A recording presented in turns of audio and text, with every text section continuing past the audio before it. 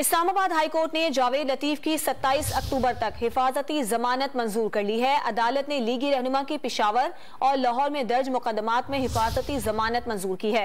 बात करेंगे don news के नुमाइंदे ताहिर नसीर से। ताहिर, बताइएगा क्या हुक्म दिया है अदालत ने? जी देखिए, मियां जावेद लतीफ के खिलाफ दहशतगर्दी की जो मुकदमात थे उनमें हिफाजती जमानत के लिए वो अपने वकील के हमरा उन्होंने राहदारी की जमानत की दरखास्त दायर की इस्लामाबाद हाई कोर्ट में और समाअत जस्टिस मोहसिन अख्तर चैरी ने की। दौरान समाअत मियां जावेद लतीफ के वकील ने मौका पर बताया कि दोनों सूबों में मुखालिफ पार्टी की हुकूमत है, इसलिए हिफाजती जमानत चाह रही है, जिस पर अदालत ने इस्तफसार किया कि आपने हिफाजती जमानत की सजा तो ही नहीं की, आप तो सिर्फ ये दरखास्त में कह रहे हैं कि तादीबी कार्रवाई से रोका जाए। जिस पर वकील ने मौके पर बताया कि अदालत तमाम सूबों से मुकदमात की तफसीलात तलब कर ले।